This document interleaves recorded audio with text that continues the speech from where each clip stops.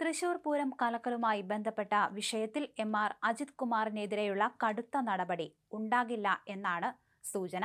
മുഖ്യമന്ത്രിയുടെ പ്രത്യേക താൽപര്യത്തിൽ അസാധാരണ നീക്കമാണ് DGP റവാഡ ചന്ദ്രശേഖർ നടത്തിയത്. അജിത് കുമാറിനെതിരെ കടുത്ത നടപടി ഒഴിവാക്കണമെന്ന് DGP ശുപാർശ ചെയ്തിട്ടുണ്ട്. സസ്പെൻഷൻ പോലുള്ള നടപടി ആവശ്യമില്ലെന്നും DGP പറഞ്ഞു. മുൻ DGPയുടെ റിപ്പോർട്ടിൽ പുതിയ ശുപാർശ എഴുതി ചേർത്തു. അജിത്തിനെ പോലീസിൽ നിന്ന് മാറ്റിയതിനാൽ കടുത്ത നടപടി വേണ്ട. മുൻ DGPയുടെ റിപ്പോർട്ട് പുനഃപരിശോധിച്ചത് സർക്കാർ ആവശ്യപ്രകാരം ആണ്. താക്കീത് നൽകി അന്വേഷണം അവസാനിപ്പിച്ചേക്കും. സർക്കാരിന് പുതിയ ശുപാർശ കൈമാറി. മുൻ DGP ഷേഖ് ദർവേഷ് സാഹിബ് നൽകിയ റിപ്പോർട്ടിൽ പുതിയ ശുപാർശ എഴുതി ചേർത്തു. അജിത് കുമാറിന് താക്കീത് നൽകിയ അന്വേഷണം അവസാനിപ്പിക്കാനാണ് നീക്കമെന്നാണ് സൂചന. തൃശൂർ പൂരം കലക്കൽ, ഇന്റലിജൻസ് മേധാവി P. വിജയനെതിരായ സ്വർണ്ണക്കടത്ത് ആരോപണം എന്നിവയിൽ ADGP എം.ആർ. അജിത് കുമാറിനെ കുറ്റക്കാരനാക്കി മുൻ DGP ഷേഖ് ദർവേഷ് സാഹിബ് നൽകിയ 2 അന്വേഷണ റിപ്പോർട്ടുകൾ സർക്കാർ തിരിച്ചയച്ചിരുന്നു. പുതിയ പോലീസ് മേധാവി റവാഡ ചന്ദ്രശേഖർ പരിശോധിച്ച് അഭിപ്രായമറിയിക്കണമെന്ന നിർദ്ദേശത്തോടെയായിരുന്നു ഇത്. ആരോപണങ്ങളെക്കുറിച്ച് വീണ്ടും അന്വേഷിക്കാനും സർക്കാർ നിർദ്ദേശിച്ചിട്ടില്ല. പൂരം കലങ്ങിയതിൽ അജിത്തിന് ഗുരുതര വീഴ്ചയുണ്ടെന്നാണ് മുൻ DGPയുടെ അന്വേഷണ റിപ്പോർട്ടിൽ പറയുന്നത്.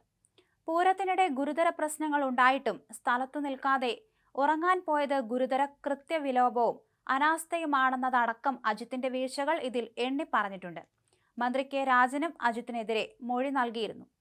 മുൻ DGPയുടെ അന്വേഷണ റിപ്പോർട്ട് സർക്കാർ തിരിച്ചയക്കുന്നത് അസാധാരണമാണ്. അജിത്തിനെ സംരക്ഷിക്കാൻ വേണ്ടിയാണിതെന്ന ആരോപണം ശക്തമാവുകയാണ്.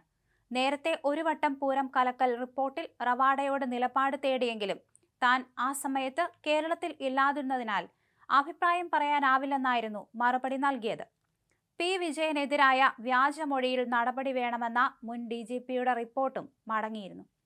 ഈ റിപ്പോർട്ടിൽ പുതിയ DGP നിലപാട് അറിയിച്ചില്ല. അതിനിടെ അനധികൃത സ്വത്ത് സമ്പാദന കേസിൽ വിജിലൻസ് നൽകിയ ക്ലീൻ ഷീറ്റ് റദ്ദാക്കിയ പ്രത്യേക വിജിലൻസ് കോടതി വിധിക്കെതിരെ ADGP എം.ആർ. അജിത് കുമാർ ഹൈക്കോടതിയിൽ സമർപ്പിച്ച ഹർജി ഇന്ന് പരിഗണിക്കും. റിപ്പോർട്ട് കൃത്യമായി പരിശോധിക്കാതെയാണ് കോടതി വിധി പുറപ്പെടുവിച്ചതെന്ന് അദ്ദേഹം ഹർജിയിൽ ചൂണ്ടിക്കാണിച്ചിട്ടുണ്ട്. ഒരു MLA മാധ്യമങ്ങളിലൂടെ നടത്തിയ പൊതുവായ ആരോപണങ്ങൾ മാത്രമാണ് പരാതിയായി കോടതിയിലെത്തിയതെന്നും ഇതിന് വിശ്വാസയോഗ്യമായ മറ്റ് തെളിവുകളൊന്നും തന്നെ ഉണ്ടായിരുന്നില്ലെന്നും അജിത് കുമാർ വാദിച്ചു. വിജിലൻസ് നൽകിയ റിപ്പോർട്ടിനൊപ്പം സമർപ്പിച്ച അനുബന്ധ രേഖകളോ സാക്ഷിമൊഴികളോ കോടതി പരിഗണിച്ചില്ലെന്നും റിപ്പോർട്ട് നന്നായി വായിച്ചു പോലും നോക്കാതെയാണ് വിധി ഉണ്ടായതെന്നും ഹർജിയിൽ പറയുന്നു. തനിക്കെതിരെ ഉയർന്ന ആരോപണങ്ങളെക്കുറിച്ച് അന്വേഷിച്ച വിജിലൻസ് വിഭാഗം വിശദമായ റിപ്പോർട്ട് നൽകിയിരുന്നു. എന്നാൽ ഈ റിപ്പോർട്ട് അംഗീകരിക്കാൻ കഴിയില്ലെന്ന് വ്യക്തമാക്കിയ കോടതി പരാതിക്കാരന്റെ മൊഴി നേരിട്ട് രേഖപ്പെടുത്താൻ ഈ മാസം 30-ന് തീരുമാനിച്ചിരുന്നു. ഇതിനിടയിലാണ് എം.ആർ. അജിത് കുമാർ ഹൈക്കോടതിയെ സമീപിക്കുന്നത്. കേസിലെ വസ്തുതകൾ ശരിയായി വിലയിരുത്താതെ പുറപ്പെടുവിച്ച വിധി സ്റ്റേ ചെയ്യണമെന്നാണ് ഹർജിയിലെ പ്രധാന ആവശ്യം.